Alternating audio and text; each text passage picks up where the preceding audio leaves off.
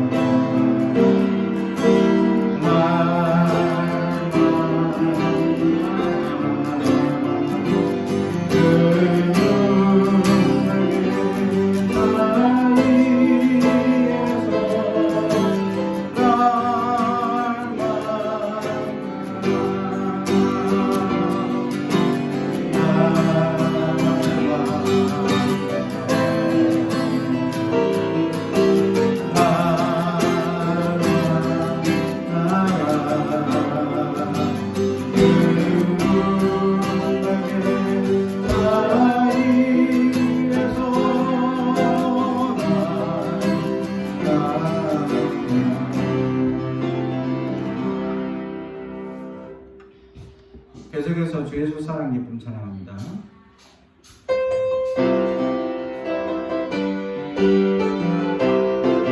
주 예수 사랑 기쁨 내 마음속에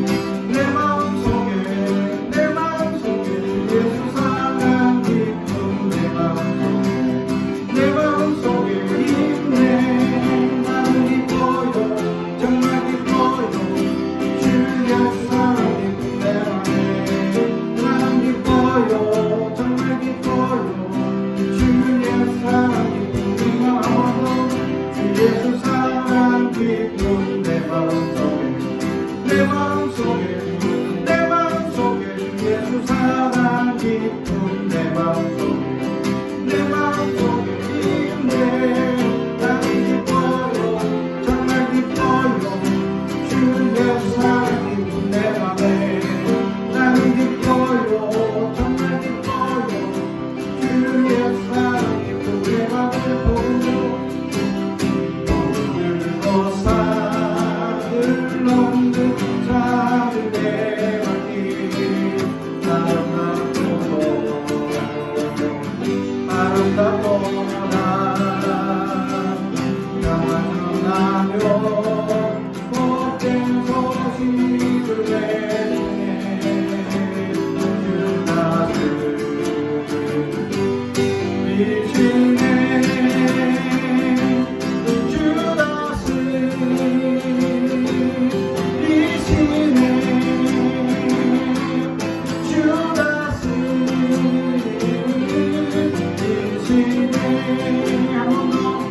복음 들고 산을 넘는 자를 대하니 아름답도다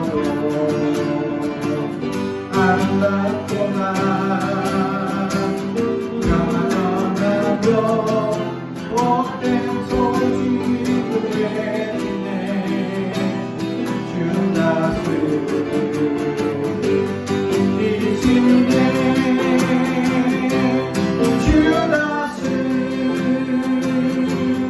미치네 주다스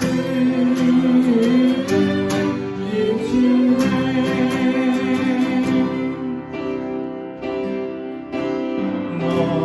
목마른 사슬시에 물을 타는 내게 이르지.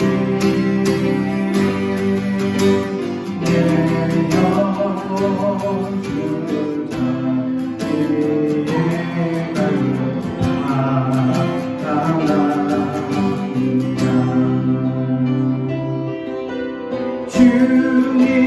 주님만이 나의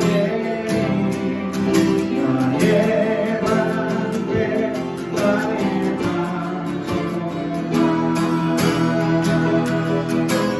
나의 몸 정성받아 줘서 주님 영광되라. 그 모든 미안하리 뭐가 미안하네 주님 내게 만족 주는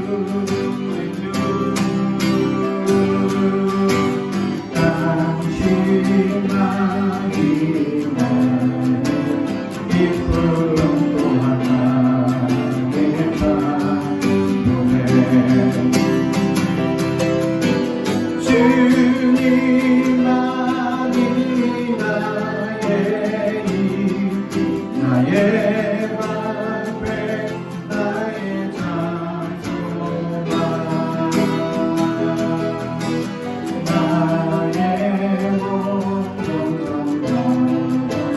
저거주님 옆에야 주님만이 나의 힘 주님만이 나의 힘 나의 방패 나의 장소만 나의 원동력 나와줘서 주님 옆에 갑니다. 우리에게 소원이 하나 있네. 주님 다시 오실 그날까지 우리 가슴에 새긴 주의 십자가 사랑 나의 교회를 바라게 하네. 주의 교회를 향한 주의 교회를 향한 우리 마음 인생과 포기와 가난과 고난 아무려 주조차 우릴 막을 수 없네. 우리 교회는 인정해주만 교회를 교회되게 예배는 예배되게 우리를 사용하소서. 진정한 은혜만 오늘 이마도록 우리를 사용하소서.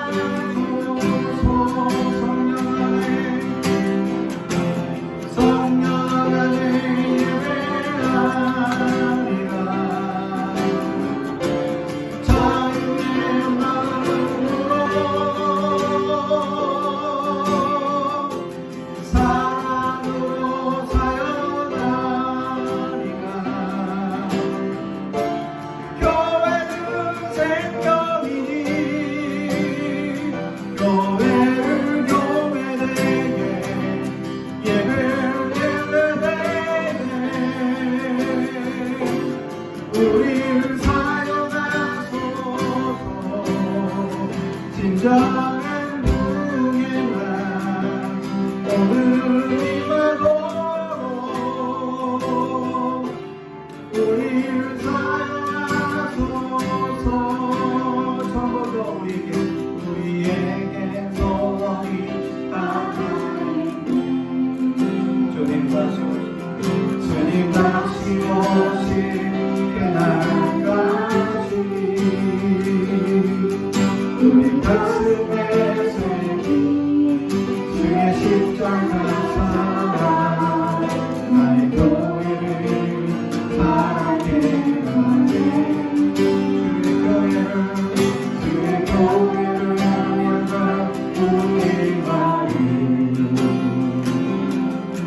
인생과 포기와 가난과 고난 아무려 주조차 우리 막을 수 없네. 우리 교회는 이 땅에 있나. 교회를 교회되게 예배는 예배되게 우리를 사용하소서.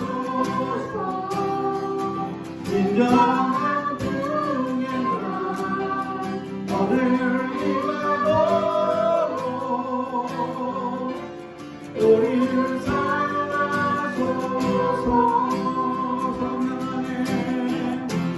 성령 안에 예배하리라. 자유의 마음으로 사랑으로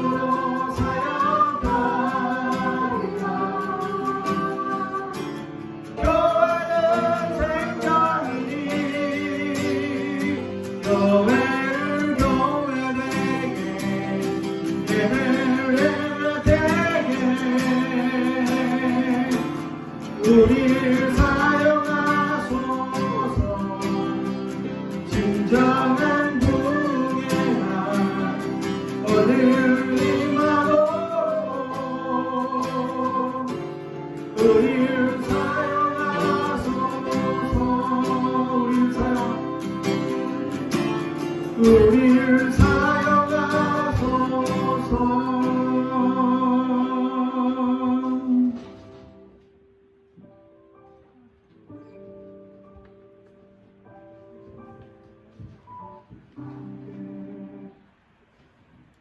계속해서 시간을 뚫고 오신 주님을 찬양합니다.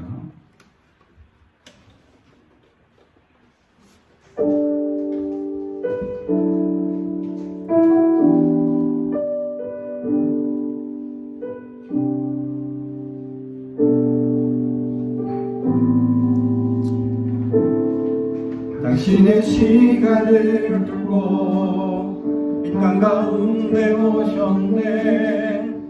우리 영원함을 원치 않아 우리 삶에 오셨네. 자신의 평안 버리고 우리의 평안 주셨네. 가장 낮은 자의 모습으로 우리 삶에 오셨네.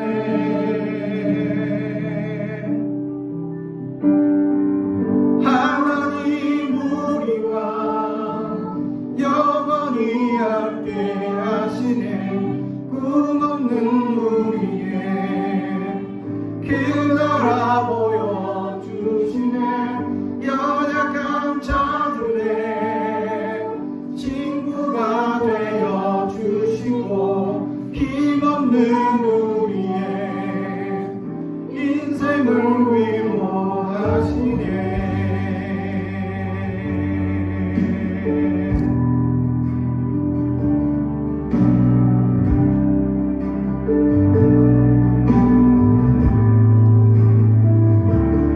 당신의 시간을 두고 이 땅 가운데 오셨네.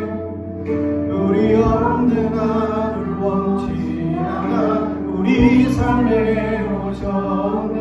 자신의 평안 버리고 우리에게 평안 주셨네. 가장 낮은 자의 모습으로 우리 삶에 오셨네.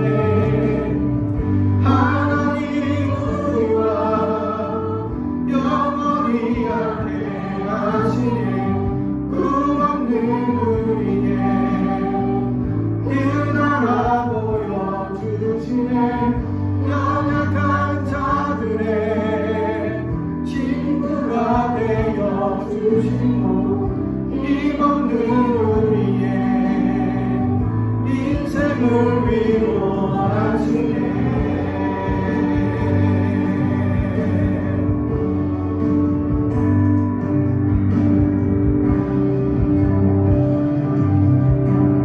예수 이곳에 예수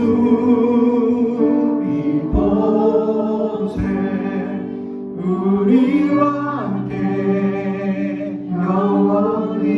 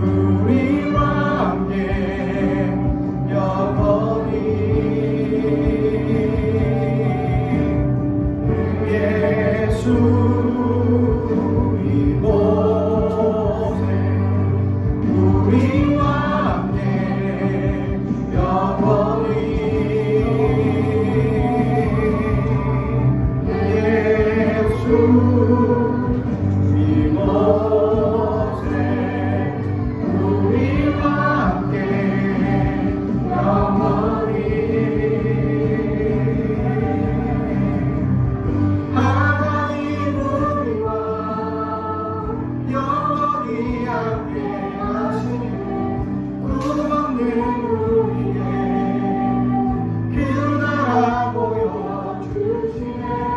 연약한 자들의 친구가 되어주시고 힘없는 우리의 인생을 위로하시네.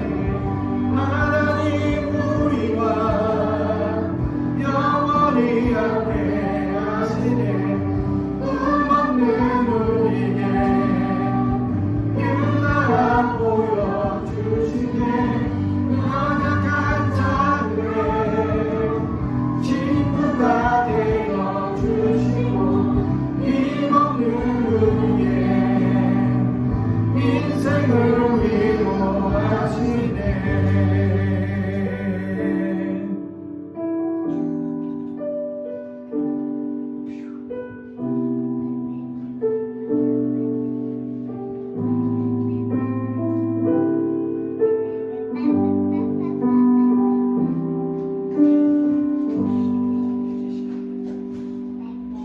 오늘 우리에게 주시는 하나님의 말씀은 시편 8편입니다.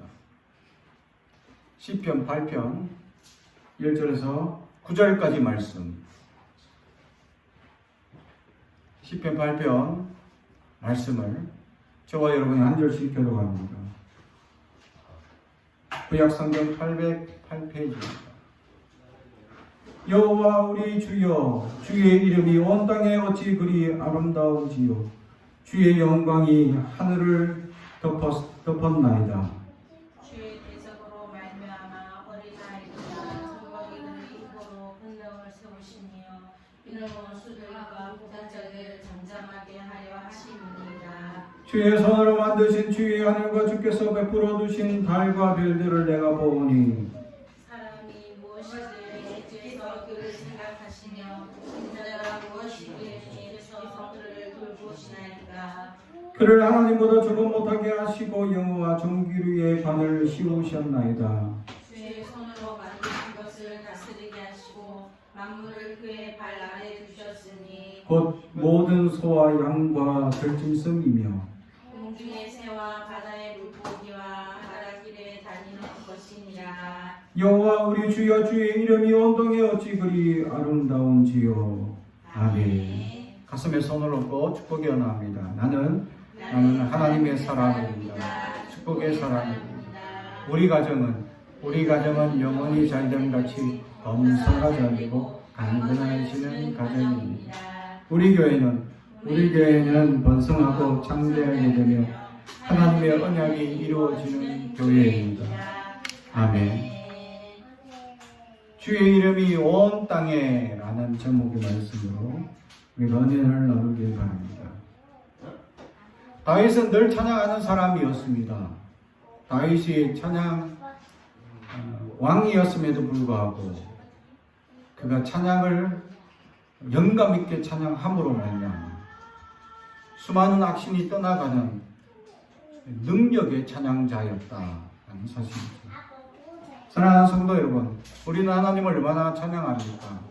우리의 삶에 찬양이 우리의 삶에 얼마나 차지하고 있느냐?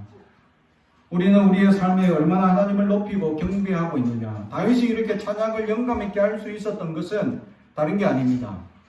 그에게 임하셨던 하나님의 놀라운 은혜와 역사, 너무나 넘쳐서 찬양하지 않을 수 없었다라는 사실. 그를 구원하시고 도와주시고 함께 해주셨던 수많은 기적과 이적을 돌아볼 때 그는 하나님께 영광을 돌릴 수밖에 없으므로 어떻게 하나님께 찬양하지 않을 수 없을까? 그래서 그는 찬양하는 자가 되었다라는 사실. 사랑하는 성도 여러분, 그렇습니다. 우리의 삶에도 하나님은 늘 역사하시고 개입하시고 도와주십니다. 우리의 삶의 연약함을 늘 인도하여 주시고 풍성한 은혜로 채워가시고 하나님께서 늘 때와 시마다 필요한 양식과 역사로 도와주시고 함께해 주신다는 사실입니다. 우리의 인생을 돌아보면 하나님께서 도와주지 않은 역사가 없다는 사실이죠. 매 순간마다 역사하셨고 매 순간마다 함께 하셨습니다. 매 순간마다 하나님의 손길이 우리의 삶을 인도하시고 지도하셨다는 사실. 그러나 다윗은 그것을 찬양할 줄 알았고 우리는 찬양할 줄 모른다라는 사실. 찬양은 자기의 삶에 한순간 임하셨던 그 모든 순간순간들을 늘 하나님을 찬양하는 사람이 되었고 늘 하나님께 영광을 돌리는 사람이 되었기에 사람임에도 불구하고 그는 놀라운 축복을 받습니다. 그는 왕이 되는 은혜를 경험할 뿐만 아니라 그 왕들에게 주어진 영원한 축복을 받습니다. 사랑하는 성도 여러분, 그렇습니다. 하나님은 다윗을 통해서 놀라운 은혜의 역사를 세워주겠다고, 영원히 세워주겠다고 축복하십니다. 그래서 결국 이스라엘 백성들 12지파 중에 살아남은 지파가 유다 지파, 유대인이 되고 있다라는 것을 돌아볼 때 지금까지 수천 세월을 주님께서 함께 하시고 도와주셨음에도 불구하고 하나님은 다윗 집안을 지켜주셨던 그 은혜가 다윗에게 하셨던 그 한 번의 약속 때문에. 근데 그가 그렇게 은혜를 받을 수 있었던 비결은 무엇입니까? 그는 늘 실수하는 사람이었습니다. 나약한 사람입니다. 그가 저지른 실수만 해도 한 번의 사건만 다뤄도 치명적인 사건이 될 수 있습니다. 그런데도 하나님은 그에게 영원한 축복을 하십니다. 왜냐하면 그는 회개할 줄 아는 사람이었기 때문입니다. 사랑하는 성도 여러분, 회개를 할 줄 알면 위대한 사람이 됩니다.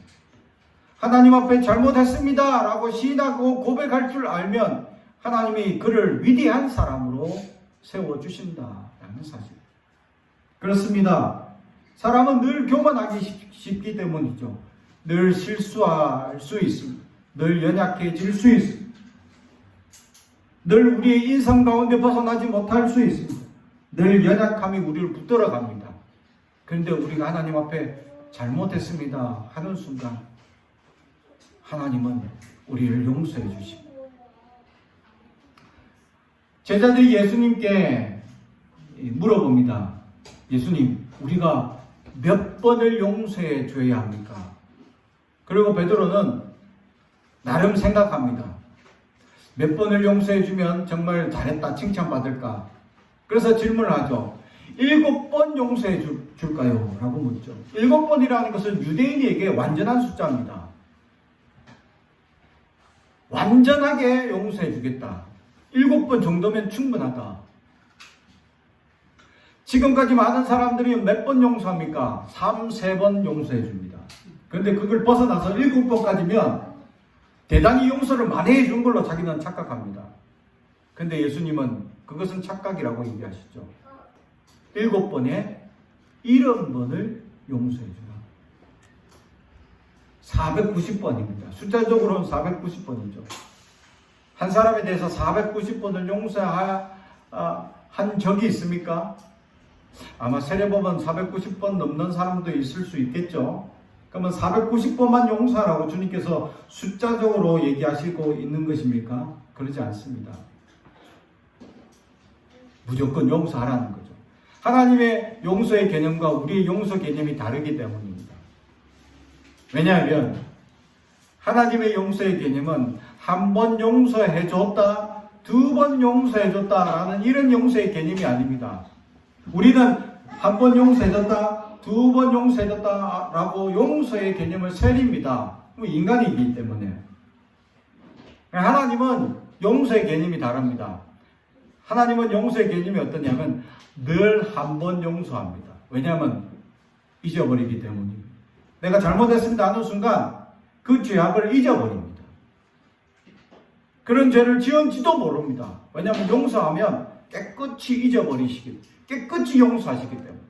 우리의 용서 개념과 하나님의 용서 개념이 다릅니다.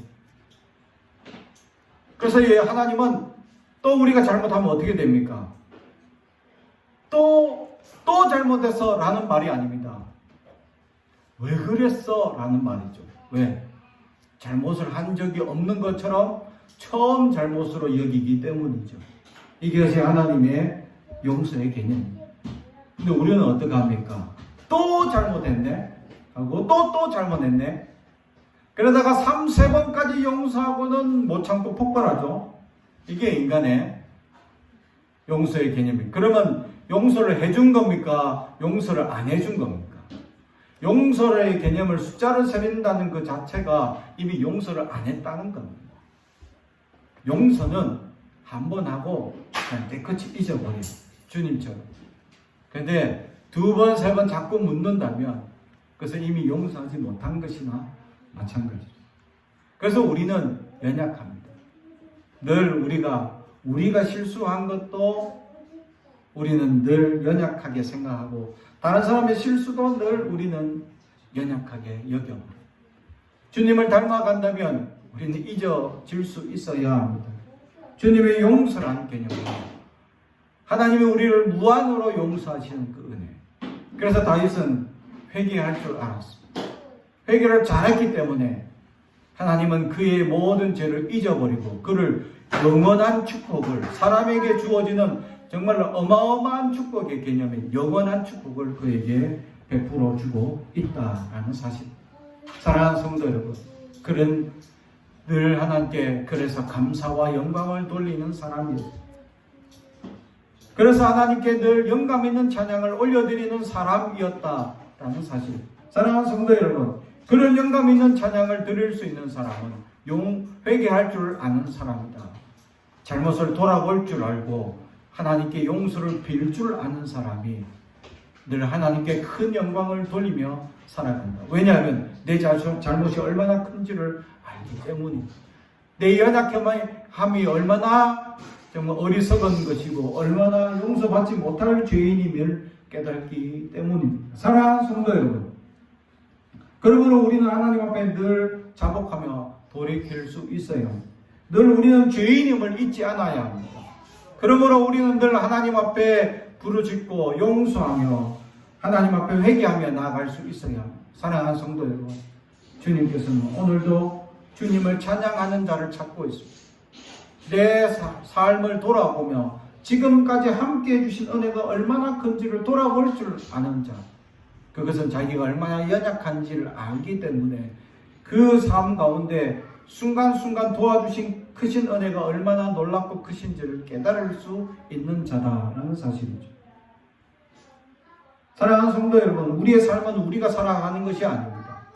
하나님이 도와주시고 함께 해주셔야 우리는 살 수 있습니다. 하나님께서 한순간마다 우리를 놓치지 않고 도와주셔야만 우리는 살 수 있는 자입니다. 그런데 우리는 어떠합니까? 늘 연약한 존재로 살아요. 그래서 오늘 다윗은 어떻게 찬양합니까?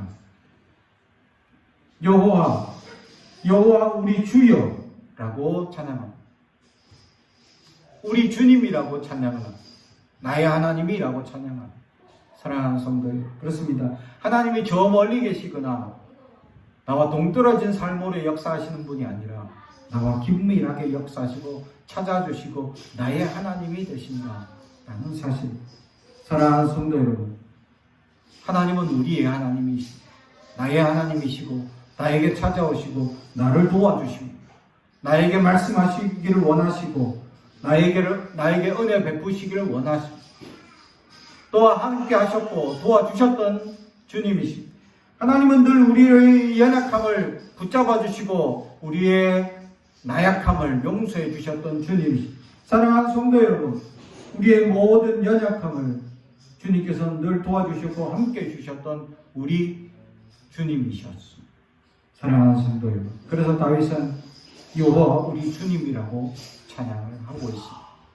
저 멀리 계신 전능하신 하나님, 나와 동떨어지신 하나님, 그런 하나님이 아니고 나의 하나님, 우리 주님이시다고 고백하고 있었던 것입니다. 사랑하는 성도 여러분, 주님은 우리의 주님이십니다. 우리의 삶에 관여하시고 역사하시고 도와주시는 그런 주님이십니다. 그러므로 오늘도 주님께서 우리에게 찾아오시고 계시다라는 사실을 잊지 않아야 합니다. 내 삶을 개입하기를 원하고 계십니다. 내 삶을 간섭해 주기를 원하고 있습니다. 그러므로 하나님께서 우리의 삶 가운데 역사하시고 도와주시는 그 하나님의 놀라운 은혜 가운데 나아갈 수 있기를 주님의 이름으로 축복합니다. 두 번째로 주님 앞에 이 찬양하는 다윗은 주님을 어떻게 찬양하느냐? 주의 이름이 온 땅에 어찌 그리 아름다우신지요. 주의 영광이 하늘을 덮었나이다. 아멘. 하나님이 얼마나 아름답냐. 주의 이름, 주님의 모습, 주님의 역사가 너무 아름답습니다. 라고 고백하고 있습니다. 아름답다. 이 말은 예쁘다라는 말에 고상한 말이 되고 있죠.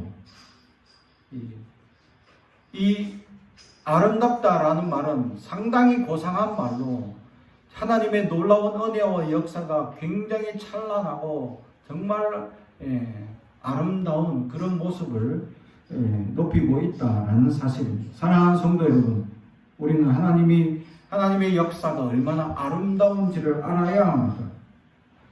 우리의 삶에 역사하신 하나님의 놀라운 은혜와 역사가 얼마나 아름답고 놀라운지를 알아야 합니다. 하나님의 역사는 우리가 깨달지 못합니다. 알 수가 없는 일들이 너무 많습니다. 근데 돌아보면 너무 하나님의 역사가 아름답다라는 사실. 하나님께서 도와주신 역사만 아름다운 것이 아닙니다. 모든 역사의 하나님은 아름다운 역사입니다. 근데 우리 이성이 어떤 것은 아름다운 역사고 어떤 것은 좀 아름답지 못하다라고 생각할 때가 있습니다. 왜냐하면 이 땅에는 우리가 생각할 때 아름다운 역사만 있지 않다고 여기기 때문입니다. 아름다운 역사만 있다면 이 땅에 전쟁과 기근과 지진과 연약함이 없어야 하기 때문입니다. 특별히 이 코로나19가 하나님의 아름다운 역사인지 우리 돌아볼 수 있을까요? 지금 세계적으로 600만이 감염되었습니다. 한 달 사이에 50만에서 600만이라는 숫자가 늘어났습니다. 그리고 한 달 사이에 2만이라는 숫자가 죽었는데 지금 40만 가까이 죽었습니다.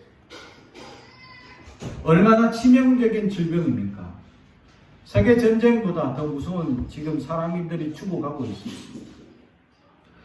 어떤 나라는 제대로 대처하지 못하고 있습니다. 어떤 나라는 잘 대처하고 있죠. 그 어떤 나라에 우리는 지금 살고 있습니다. 가장 잘 대처하는 나라, 가장 그래서 방어 잘 하고 있는 나라가 대한민국이다라는 사실이죠.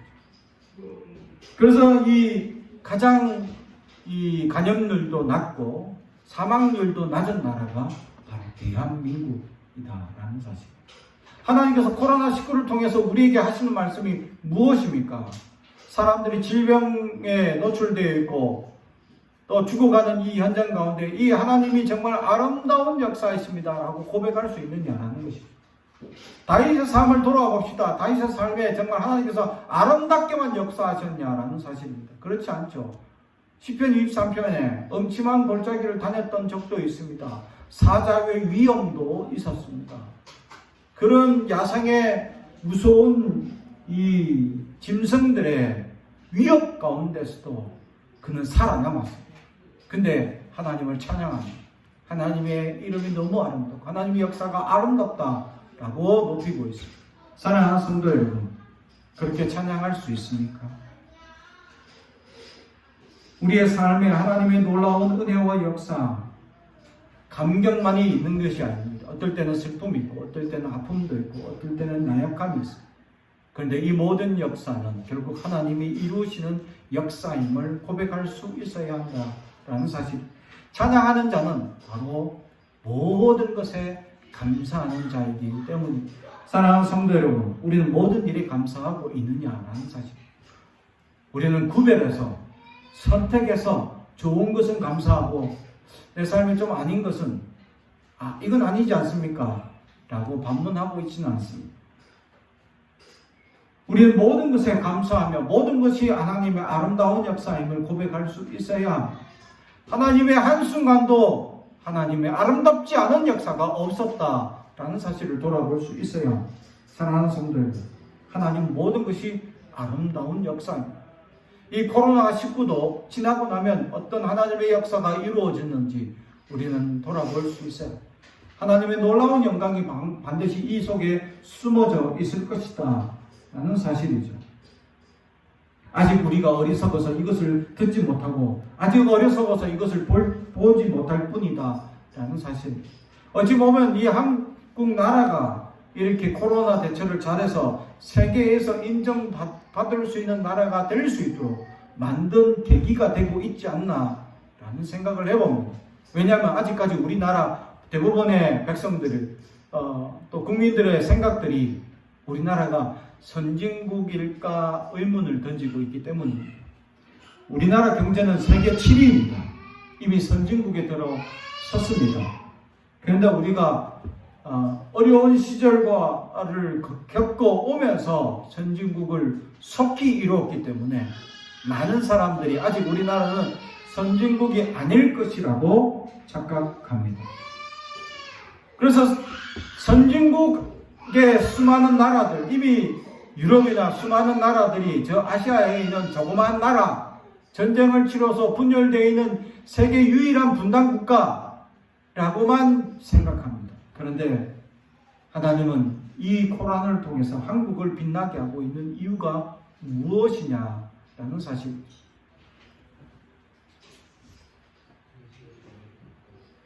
제가 2005년 선교 갈 때만 해도 한국이 이전만 해도 알려지지 않았는데 2005년에는 한국이 알려져 있었습니다. 왜냐하면 월드컵 때문에. 월드컵을 개최한 나라로 축구 좀 하는 나라들은 한국이라는 나라를 다 알고 있었어요. 그만큼 한국이 이 월드컵 때문에 많이 알려졌다라는 사실이죠. 근데 지금은 더 알려졌습니다. 외국에 있는 어떤 이제 유튜브 하는 사람이 이런 얘기를 합니다. 외국 나가서 아시아 어디냐? 세 나라를 기본적으로 물어봅니다. 일본, 중국, 한국. 어디냐 물어봅니다. 그 중에 한국이다 하면 또 물어봅니다. 한국은 물어볼 게 또 있습니다. 북쪽이냐 남쪽이냐 물어봅니다. 사람들이 북쪽과 남쪽을 헷갈려 합니다. 왜? 한국은 분단되어 있고 북쪽과 남쪽으로 갈려져 있다라고 생각하기 때문입니다. 그래서 한국 사람들이 한국이다 하면 북쪽이나 남쪽이 이게 기본적으로 물어보는 질문입니다. 아무 생각 없이 이 사람들은. 한국 사람인데 북쪽이냐 남쪽이냐 중요한 게 아닙니다. 그것이 구별됐다고 자기들이 알아주는 것도 아닙니다. 그냥 물어보는 거예요. 북쪽인지 남쪽인지. 근데 북쪽은 사람들이 자유롭게 여행을 못 다닌다는 이런 것도 몰라요. 그냥 한국이면 북쪽이 남쪽이냐 물어보는. 그래서 하도 물어봐가지고 그 사람이 어느 날 이렇게 대답했답니다. 당신 북쪽이냐 남쪽이냐 물어보니 내가 북쪽이면 어쩔래? 당신 원래 어떻게 할 수 있다 내가. 이러니까 그 사람 깜짝 놀래가 진짜 북쪽이냐고 막 물어보더랍니다. 북쪽 사람들은 자유롭게 여행을 못한다 라는 사실이죠.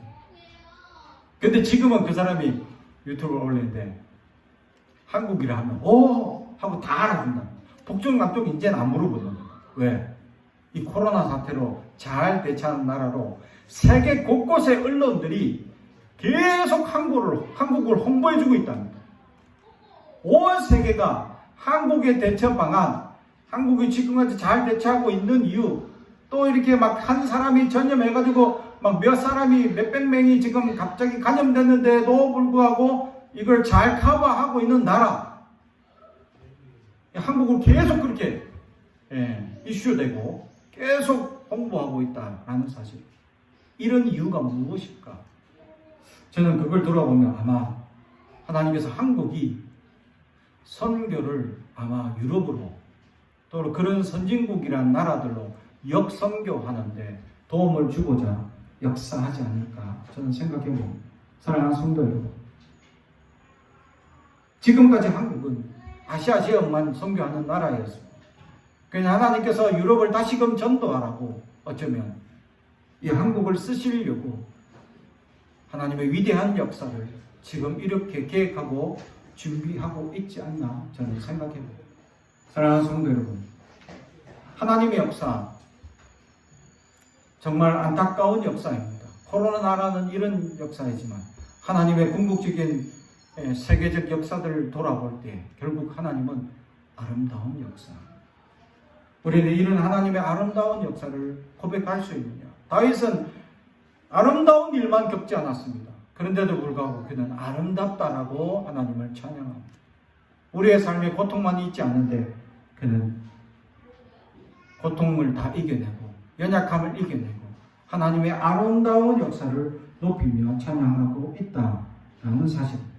더욱이 나아가 자기가 어떤 사람인데 하나님은 역사하시고 도와주십니까? 라고 고백합니다. 그래서 그는 하나님의 이름을 온 땅에 영광과 찬양을 돌리겠습니다. 라고 고백하고 있다라는 사실. 그렇습니다. 주님의 이름이 온 땅에 정말 아름답습니다. 주님의 이름이 온 땅에 그렇게 위대합니다. 라고 고백하는 사람이 되고 있다는 사실. 사랑하는 성도 여러분, 우리의 삶에 아름다운 일만 있지 않습니다. 그런데도 불구하고 다윗은 아름답습니다. 라고 고백할 수 있었던 이유는 결국 그의 신앙 고백이었고 그것이 궁극적인 우리의 신앙 고백이 되어야 함을 우리에게 보여주고 있기 때문입니다. 사랑하는 성도 여러분, 우리의 삶에 아름다운 일만 있지 않습니다. 슬픔도 있고 고통도 있고 눈물도 있습니다. 그러나 결국은 하나님은 아름답게 역사하기 위한 하나님의 계획이었다라는 사실을 돌아볼 수 있는 저와 여러분이 되길 주님의 이름으로 축복합니다. 기도하겠습니다. 사랑과 은총이 가져가신 아버지 하나님 감사합니다. 주님, 우리의 모든 기도를 들으시고 역사하시는 아버지 하나님, 주님을 찬양합니다. 다윗처럼 우리가 늘 찬양하게 하시고 연약한 고통 속에서도 주님을 찬양하며 아름답게 바라볼 수 있는 영적인 눈을 허락하여 주옵소서. 깨어있는 눈을 허락하여 주시고 하나님의 음성을 듣게 하여 주시고 하나님을 바라볼 수 있도록 도와주시옵소서. 감사드리며 예수님의 이름으로 기도드리옵나이다. 아멘.